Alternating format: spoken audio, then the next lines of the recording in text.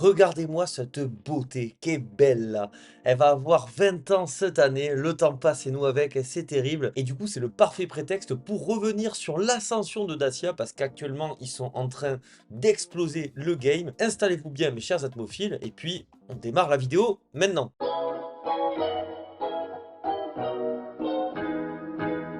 Bon, Dacia, jusqu'à l'arrivée de la Logan en 2004 et en 2005 chez nous, c'était pas non plus la marque la plus flamboyante. Il faut dire que ils ont eu un modèle quand même emblématique avant l'arrivée de cette fameuse Logan, c'est la Dacia 1300, qui est sortie entre 1969 et 2006. En fait, là, vous le voyez peut-être pas bien, mais si je fais ça, vous le voyez un petit peu mieux, c'est une base de Renault 12 carrément.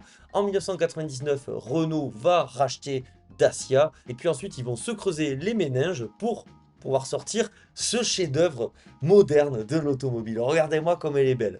Je vanne, mais pas tant que ça, parce que vraiment, si vous me suivez un petit peu, je l'apprécie, et même je dirais que je l'apprécie de plus en plus cette Dacia Logan, parce que pour moi, c'est un véhicule qui a vraiment marqué une étape dans le monde automobile, et c'est d'autant plus drôle que, de prime abord, on dirait pas que c'est non plus une voiture révolutionnaire, et pourtant elle l'est. Bon, niveau design, non. Niveau châssis non plus, hein, c'est une Clio 2 5 portes avec un coffre. Par contre, là où elle est vraiment révolutionnaire, c'est son prix tout simplement. De base, elle devait coûter autour de 5000 euros. Bon, finalement, en France, son prix sera de 7500 euros. Ça laisse songeur quand même, 7500 euros. Maintenant, on en est un petit peu plus loin tout de même. De toute façon, la Logan, maintenant, elle est même plus chez nous. C'est terrible. Donc, cette Logan, elle va vraiment poser les bases pour le constructeur, et malgré le fait qu'elle soit assez disgracieuse, et en plus c'est pas un gabarit qu'on apprécie forcément chez nous, hein, parce que les voitures à coffre c'est quand même pas trop notre dada, hein. Je sais qu'il y a certains pays qui aiment bien ça, notamment l'Espagne et le Portugal, mais c'est vrai que chez nous c'est un petit peu plus compliqué. Ça n'empêchera pas ce véhicule de bien se vendre, voire très bien se vendre, ce qui permettra au fur et à mesure d'élaborer une gamme un petit peu plus complète. On a encore cet arrière magnifique, mais moi ce que je voulais vous montrer c'est aussi cet habitacle qui laisse vraiment rêveur, et on voit quand même en 20 ans à quel point la marque a évolué. C'est un truc de fou, tout en restant proche de ses principes. Et c'est peut-être aussi pour ça qu'aujourd'hui, Dacia est une marque véritablement incontestable et incontournable.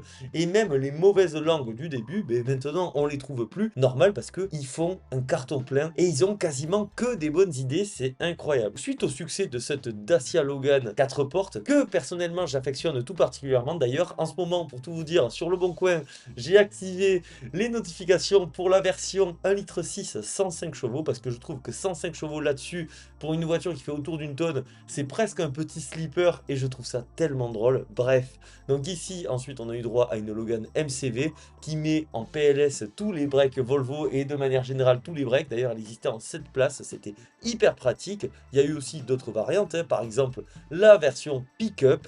Alors la pick-up, c'est quand même aussi quelque chose, mais franchement je lui trouve un petit charme, hein. On peut voir cette benne là, c'était un pick-up accessible, ce qui était déjà assez rare, et puis aussi pas énorme quoi, parce que c'est vrai que si on veut un pick-up normalement c'est assez engageant, et là c'était vraiment intéressant. Il y avait Fiat aussi qui faisait ça. Donc ensuite, fort du succès de la Logan, ben, ils vont refaire la même recette en adaptant un véhicule ben, plus en adéquation avec nos attentes, et donc c'est là que va apparaître la Sandero. Alors le comble de la Sandero, c'est que ben, elle en donnait entre guillemets moins pour plus cher. Malgré tout, c'était vraiment pas très excessif, hein. De mémoire, c'était en dessous de 8000 euros, j'aurais dit 7800 euros par là lorsqu'elle est sortie.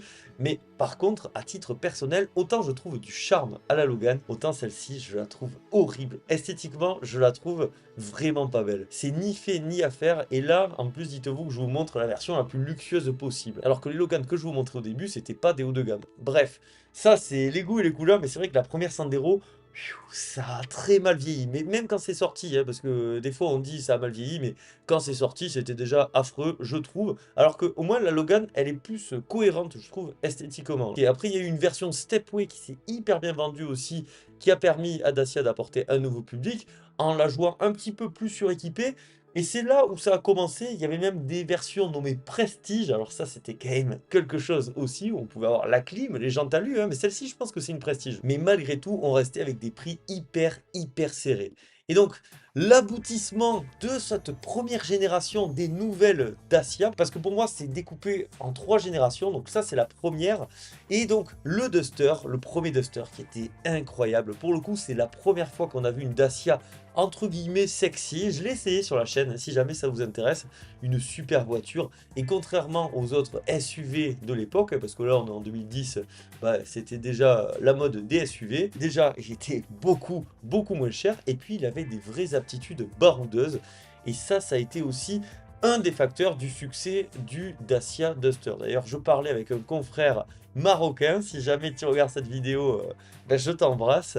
Et c'est fou parce que lui, il me disait qu'au Maroc, d'ailleurs, c'est là où il y a l'usine d'assemblage des Duster, ben, tout le monde achète ce véhicule, c'est un truc de malade. Donc, le Duster de première génération, à partir de 11 990 €, on va en parler ensuite à la fin de l'évolution des prix, mais franchement, il avait de la gueule, il avait tout. Vraiment, il avait tout ce véhicule, c'est fou.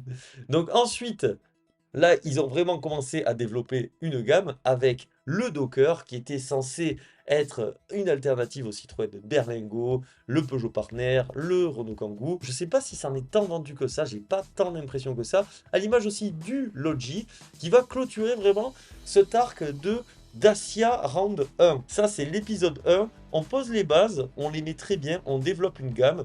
Et puis là, le Logi, c'est pareil, il était pas du tout cher. Possibilité d'avoir 7 places. Un véhicule finalement pas si grand que ça, mais qui donnait beaucoup d'espace. Mais finalement, le Renault Espace moderne. Maintenant, on va arriver dans l'acte 2 du Dacia moderne avec l'arrivée de la Sandero de deuxième génération. Mais regardez-moi comment elle a gagné en qualité, c'est un truc de malade. Ne serait-ce que visuellement, elle fait du bien. Alors, elle est quand même bien inspirée d'une certaine Volkswagen Polo, je trouve, notamment sur la partie avant. C'est beaucoup plus sympa quand même, parce que je vous remontre la première itération. Oh là là là là. Bref, maintenant on revient sur cette Sandero, qui est vraiment très réussie. On améliore en qualité perçue, que ce soit l'extérieur, l'intérieur. On améliore l'équipement, tout en gardant des prix hyper serrés. Parce que la Dacia Sandero de deuxième génération, les prix étaient vraiment pas élevés encore. D'ailleurs, il y a aussi eu une version Stepway qui, pareil, était très réussi, mais moi j'ai toujours préféré les versions classiques. Alors je dois être un peu spécial, mais c'est vrai que, bon, moi le look baroudeur, voilà, hein, je commence à avoir une overdose. Autant le Duster, il va jusqu'au bout du concept et je trouve ça cool. Autant les Sandero Stepway, j'ai jamais été hyper fan. Après, il faut dire que quand même, elle a de l'allure. Et puis, le rapport qualité-prix mettait encore une fois la concurrence complètement en PLS. Il y a eu encore aussi la Logan, mais là c'était déjà un petit peu la fin, hein, parce que la première Logan elle s'est vendue parce qu'elle était la seule dans le catalogue, hein. Maintenant tout le monde s'arrache la Sandero et beaucoup moins la Logan malgré tout. Bon, elle a dû faire quand même des chiffres, mais pas chez nous. Je vais quand même vous montrer l'habitacle qui a tellement progressé, hein. Comparé au premier habitacle, je vous le remontre, hop là. Là ça pique, hein. Mais moi j'aime bien nos côtés parce que c'est vraiment essentiel. Et aujourd'hui, on en est loin de l'essentiel, on en est très loin. Et heureusement hein, que Dacia est là quand même pour s'adresser aux véritables gens aussi. Et c'est ça qui plaît avec cette marque. Donc là, on est clairement sur un intérieur qui reste très pragmatique, mais vous voyez, avec un équipement moderne. On a droit même à un petit écran, on avait droit à des compteurs cerclés, même le volant est beaucoup plus joli. On gagne forcément en qualité. Le Duster, alors là, le Duster, c'est-à-dire qu'il reprend toutes les qualités du premier, et puis il améliore encore, il va monter en prix, forcément, il monte en gamme aussi, il s'adresse frontalement aux autres SUV de la catégorie et sans crainte, tout en gardant bien sûr ses aptitudes tout-terrain. À ce moment-là, pour moi, c'est la fin de l'acte 2 de Dacia, et vous voyez, on s'est quand même pas mal aguerri, la marque est montée en gamme tout en restant vraiment bien niveau tarif. Et là maintenant, c'est la troisième génération avec la Sandero actuelle. Là, tout change parce qu'on prend plus une base de Clio 2 qui était le cas sur toutes les Dacia qu'on a vu jusqu'à présent. Et là maintenant, on a une base de Clio 5, on a des moteurs modernes, on a du GPL, on a même droit à de l'hybride. L'intérieur, franchement, il n'a pas à rougir, hein, comparé à certaines voitures même, c'est mieux. Le tout avec des tarifs vraiment pas chers. Lorsqu'elle est sortie, elle avait quand même une entrée de gamme autour de 8 000 €. On a tendance à l'oublier, hein, parce que c'était il n'y a pas si longtemps. Moi, je me rappelle, j'y pensais même. Je me disais, en gros, avec le bleu, parce que j'aime beaucoup ce bleu, pas trop bien équipé, je m'en fiche. Pour 9 000 € vraiment, on pouvait repartir de la concession avec sa Sandero neuve. Aujourd'hui, c'est un petit peu augmenté. De toute façon, on va regarder après le catalogue actuel. Donc, il y a eu cette Sandero, hein, vraiment, mais regardez-moi ça. Là, ils ont réussi à apporter un petit peu d'amour aux lignes germaniques qui étaient déjà pas mal de la Sandero de deuxième génération. Mais là, franchement, ils ont tapé vraiment très fort. ils vont confirmer avec ce jogger, hein, ce jogger qui est incroyable. Quand on regarde la Dacia Logan MCV d'il y a quelques années, on peut dire que du chemin a été parcouru. Là, c'est vraiment sympa. Moi, il me fait énormément d'ailleurs penser au Volvo d'il y a 10-15 ans là. D'ailleurs, à la place de Volvo, je l'aurais eu un peu en travers parce qu'on a une auto qui en donne quasiment autant pour beaucoup moins cher. Ensuite, on a eu l'arrivée de la Dacia Spring. Alors aujourd'hui, la Dacia Spring, je trouve qu'elle a perdu complètement en intérêt. Mais lorsqu'elle est sortie, avec le bonus, on avait une voiture électrique autour de 12 000 euros, à peu près polyvalente. Je dis à peu près, c'est-à-dire que c'est pas une Citroën Ami. Après, c'est pas une Tesla Model 3 non plus, mais à ce prix, c'était vraiment pas mal. D'ailleurs, là récemment, on est encore monté en gamme. Déjà, j'en ai même pas parlé, mais il y a le nouveau logo Dacia, hein. On est quand même passé de ça, ça c'était vraiment affreux, très moche. Ensuite à ça, bon c'était pas trop mal, ça allait, mais ensuite à ça. Et pour vous dire à quel point la marque est quand même montée en gamme, c'est-à-dire que là déjà visuellement, regardez-moi la face. Bon, c'est pas le meilleur exemple parce que la Spring de base, elle est pas très jolie, mais ils ont réussi à faire un truc de fou quand même, je trouve, avec une base vraiment compliquée. Mais même l'intérieur, là je vous montre l'intérieur de la Spring, mais c'est un truc de fou comment ils se sont améliorés. Le Duster c'est encore mieux. Là, sincèrement, c'est des intérieurs qui peuvent regarder les autres constructeurs dans les yeux, tout en se montrant souvent beaucoup moins cher encore une fois. Et ça, c'est toujours la philosophie Dacia qui reste et ils sont tellement forts. Je suis vraiment content aussi qu'ils aient réussi à améliorer leur image de marque parce qu'il y a quelques années, c'était très compliqué, c'était associé, on va le dire, hein, c'était des voitures de bof, des gens qui n'en avaient rien à fiche de l'automobile, c'est peut-être toujours le cas, pas bof, hein, mais des gens qui n'en ont rien à fiche de l'automobile, mais pour le coup, aujourd'hui, c'est à peu près la dernière marque où on peut acheter son véhicule neuf sans avoir à se saigner, quoi. Donc c'est quand même très intéressant. Et enfin, bon là, c'est l'aboutissement, hein, le Dacia Duster. Est-ce que j'ai vraiment quelque chose à dire? Alors c'est sûr, il a augmenté en prix, ça a quasiment doublé quand même, mais en prestation, ça a quasiment doublé aussi. Donc je sais qu'il y en a certains qui s'insurgent de ça. D'ailleurs, j'avais fait un TikTok là-dessus qui a presque atteint le million de vues. C'est un truc de malade. Donc merci pour vos retours d'ailleurs dessus. Mais ça fait beaucoup parler. Mais franchement, moi quand je vois ce véhicule, que ce soit niveau prestation, niveau look, niveau habitabilité, j'ai pu monter dedans à Genève. Donc je l'ai vu en vrai. C'est un truc de malade. C'est encore mieux qu'en photo. Dacia aussi, ce qui est génial, je trouve, c'est une marque qui fédère. Alors, je parlais de bof tout à l'heure, mais c'est vrai que c'est une marque, on va dire, grand public, et c'est tellement bien, tellement agréable de ne pas avoir des marques de voitures élitistes avec des gens qui achètent leur voiture comme marqueur social là, qui veulent toujours montrer qui a la plus grosse et tout. Moi, je trouve ça, mais de ridicule. On peut acheter une voiture juste parce qu'elle nous plaît, et puis en être content, parce que c'est ça qui est bien. Et moi, vous savez, hein, j'aime bien les voitures qui valent pas forcément grand-chose, mais où il y a une histoire à raconter, ou alors qui se montrent pratiques. Enfin bref, quelque chose d'intéressant niveau développement. D'ailleurs, si on parle niveau vente, alors c'est sûr, hein, les prix, ils ont augmenté, mais la qualité aussi. Et vous voyez, le public suit également. Bon, l'année de référence, c'était 2018. Hein, là, ils ont vraiment tout explosé. Ensuite, il y a eu le Covid. Donc forcément, ça a redescendu. Mais si on s'attarde sur 2023, c'est leur quatrième meilleure année, très proche avec leur troisième meilleure année qui était en 2017.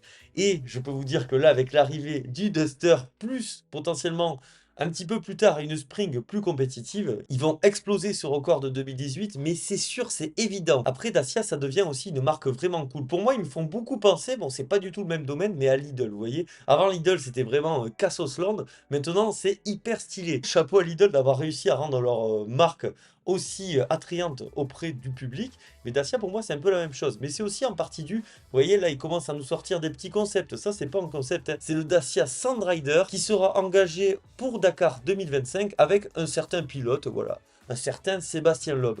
Quel beau gosse celui-là, il est incroyable. Pour moi, le meilleur pilote de tous les temps, l'un des plus grands sportifs français de l'histoire. Allez, on va ajouter avec lui Zidane et Antoine Griezmann aussi. Tellement sous-coté Antoine Griezmann. Bref, c'est pas le sujet, mais c'est aussi ce genre de choses qui rendent la marque Dacia très cool. Le seul truc qui manque pour moi, c'est une petite version un peu sportive. Je vous montre cette Renault Sandero RS, donc c'est une Dacia mais pour l'Amérique du Sud. Elle a vraiment existé, elle faisait 145 chevaux. Et vous voyez, je me dis que faire une petite sportive un peu légère avec un moteur pas forcément hyper puissant, je pense par exemple au 1,3 litre TCE qu'on pourrait mettre peut-être le 160 chevaux, vous voyez, sur une Sandero, vous lui mettez un look un petit peu agressif, je pense que ça aurait pu vraiment marcher.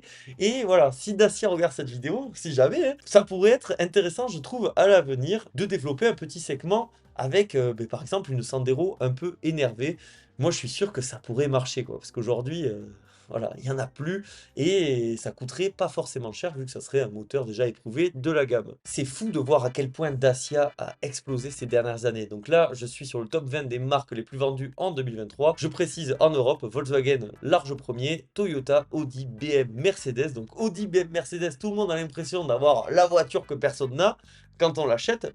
Bon, finalement, peut-être que si. Sixième Renault, pas mal, hein, et Peugeot, Kia, Ford, Dacia. Et ce qui est assez marrant, c'est que, ben, vous voyez, Dacia a une très belle progression de 17% tout de même. Il est devant Hyundai, ce qui n'est pas dégueu, devant Fiat, devant Citroën, devant Tesla. Et puis surtout, si on suit la logique, potentiellement, il pourrait se placer en 2024. Allez, peut-être 9e. Donc dans le top 10 européen, je vous rappelle qu'il y a 20 ans, cette marque était quasi inexistante. Je voulais quand même vous faire le focus sur les 20 modèles les plus vendus. Donc la Model Y qui est la voiture la plus vendue dans le monde en 2023, ça on peut pas toucher. Mais juste derrière, on a la Sandero. Et la Sandero, c'est même la voiture la plus vendue auprès des particuliers en Europe, parce qu'on le sait en France depuis 2017, c'est le cas. Mais en Europe aussi, c'est le cas. Mais en tout cas, en 2023, et c'est quand même une performance juste incroyable. C'est juste que les gens, eh bien, ils sont pragmatiques aussi, et personne ne veut des voitures de fou. Bon, à part la Model Y, mais c'est vraiment un contre-exemple, mais sinon ça reste quand même des voitures plutôt raisonnables. Et il y a même l'apparition du Duster qui est 15e, qui est quand même devant des voitures historiquement très bien placées en Europe. Je pense par exemple au Qashqai ou encore au Tiguan. On va regarder quand même leur petite gamme. Alors, la Spring n'apparaît pas, je pense qu'elle va apparaître bientôt, parce qu'il y a eu les prix, tout ça. D'ailleurs, la Spring, je pense qu'elle va faire un four. Pour moi, c'est la Dacia actuelle la moins développée, hein. Ça, ouais, c'est un petit peu plus compliqué, surtout que niveau tarif, elle va se situer au même prix qu'une IC3, qui est quand même beaucoup plus pertinente, meilleure autonomie, plus grande, plus habitable. Sinon, la Sandero reste quand même la voiture la plus accessible de notre marché, à partir de 11 990 €. Par contre, et ça, attention Dacia, hein, je mets un mini warning, mais à équipement équivalent, je vous invite à visionner la vidéo qui est sortie sur J'accélère. D'ailleurs, n'hésitez pas à vous abonner à ma chaîne secondaire J'accélère, où je débriefe un petit peu l'actualité, et après je vous parle un peu de mes aventures, par exemple en Citroën AX. Mais à équipement et motorisation équivalente, finalement, la IC3 va être moins chère. 14 990 € pour la IC3 et 15 150 € pour la Dacia Sandero. Ok, l'écart il est minime, malgré tout, c'est quand même une première, je crois, depuis très longtemps que, surtout en plus, une citadine française arrive à faire jeu égal, voire même un petit peu moins cher que la Dacia Sandero. Bravo Citroën, et j'espère que c'est le début d'un retour en force. De toute façon, il va falloir, hein, parce que sinon, ça va être banqueroute. Mais sinon, globalement, quand même, Dacia, il garde des tarifs très contenus. La Stepway 15 000 €, le Duster de deuxième génération qui est encore disponible. Bon, moi, je vous avoue que pour un petit peu plus cher, je partirais sur celui-là. Et le pire, c'est que le Essential, il est déjà pas trop mal. Moi, limite, je le prendrais comme ça. J'aime bien, il fait plus baroudeur. Mais si vous voulez une voiture plus revendable aussi à l'avenir, vous prenez une Expression, 21 600 €. Vous avez une voiture GPL en plus qui va pas trop vous coûter cher, qui a un vrai look de fou, qui est bien équipé. Vous voyez, la légende et tout ça, c'est bien de série. Et puis quand on compare avec des 3008 ou des Austral, en fait, c'est le double, hein. Ok, ça a beaucoup augmenté comparé à avant, mais finalement, tout a augmenté. Si on fait le ratio, peut-être que Dacia, ça a peut-être même moins augmenté qu'un 3008 en 15 ans. Moi, là-dessus, je trouve que c'est un faux débat. Et de pouvoir se dire qu'à 22 000 €, allez, parce qu'avec les papiers, la carte grise, tout ça, l'assurance, on peut repartir avec un véhicule qui a vraiment de la prestance, qui permet de voyager tranquillement en famille tout en se montrant économique même à l'usage. Bref, c'est une masterclass. Pour moi, le Duster, c'est un truc de fou et j'ai vraiment hâte de voir s'ils appliquent cette recette sur la future Sandero qui sera, si vous avez suivi un petit peu, l'épisode 4 du renouveau de Dacia. Pour moi, là, on est en fin de cycle 3. L'avenir, comment il s'annonce? Ben, il s'annonce très bien, hein. Déjà, le Bigster, donc le gros Duster, va arriver l'année prochaine.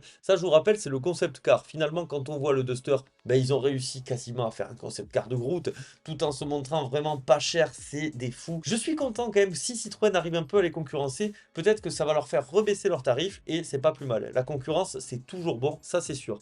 Et ensuite, à l'avenir, ben, vous voyez, il y a pas mal de suppositions. Alors, on parle d'un héritier au Jogger qui ressemblerait à ça. Alors, franchement, si ça ressemble à ça, c'est trop bien. D'ailleurs, merci à nos confrères de l'Argus ou encore de l'Automobile Magazine pour ces petits visuels. On parle aussi donc d'une berline, une espèce de 508 Dacia. On aurait une voiture qui a un look de fou, qui serait pas cher, qui serait très sympa par exemple pour les commerciaux, pour les taxis. Moi, si ça ressemble à ça, je suis vraiment preneur, très fan de la partie avant, un petit peu moins de l'arrière, mais c'est quand même très sympa. ou alors encore on parle d'une berline compacte, et c'est vrai que ça pourrait être très intéressant. Je note que la calandre serait encore affinée, si ça ressemblait à ça, ça serait vraiment pas mal. Je suis moins fan du 3/4 arrière, mais là cet avant, c'est une petite pépite. Bref, Dacia, s'il vous plaît, sortez-nous quelque chose de ce style. Vous avez vu en 20 ans comment ils ont réussi à améliorer une recette sans forcément bouleverser la base. La base, c'était de proposer des voitures pas chères, mais aussi fiables et qui permettaient de transporter des gens vraiment faites, ben, en fait, pour les gens qui en ont rien à fiche de l'automobile. Entre-temps, ils ont amélioré le design, et heureusement, parce que je pense qu'un design de Dacia Logan de 2004, en 2024, ça passerait plus. Il n'y a que moi qui aime bien, mais parce que moi j'aime bien les trucs un peu space, mais vous voyez l'idée. En fait, ils ont gardé vraiment leurs fondamentaux, ils ont testé un petit peu, et finalement le public est toujours là, et même encore plus là. C'est-à-dire qu'aujourd'hui, on a une voiture économique, pragmatique, mais avec du look. Bravo Dacia, qu'est-ce que vous voulez que je vous dise? Donc ces vidéos, normalement, je tire un peu sur les marques. Je vous rappelle, j'avais fait ça sur Ford. C'était compliqué, j'avais fait ça sur Peugeot, c'était très compliqué, j'avais fait ça sur Citroën, c'était très compliqué. Aujourd'hui, j'ajouterai peut-être une nuance pour Citroën, parce que la C3 à 14 990 €, bien équipée, 100 chevaux, je trouve que c'est vraiment pas mal, malgré le fait que ce soit du pur tech. Bref, mes chers atmophiles, cette vidéo se termine ici. Longue vie à Dacia, franchement, ils ont tout compris, et puis c'est la seule vraie marque destinée aux gens comme nous, qui n'avons pas forcément des 1000 et des 100 à mettre dans l'automobile, tout en se fichant pas non plus des conducteurs. Donc vraiment Dacia, gros big up à vous, c'est exceptionnel ce que vous faites, continuez comme ça, prenez pas la grosse tête, gardez votre principe, là vous avez vraiment quelque chose, je trouve, d'exceptionnel. De toute façon, qui je suis pour vous donner des conseils, hein? Je pense que vous savez très bien faire ça sans moi. Bref, mes chers atmophiles, cette vidéo se termine ici, j'espère que vous a plu. Si c'est le cas, vous pensez au like, à l'abonnement, c'est hyper important. Malgré tout, le plus important, c'est pas ça, c'est quoi le plus important? C'est prendre soin de soi. Prenez soin de vous, c'était Atmo, je vous dis à la prochaine. Allez, bisous, ciao.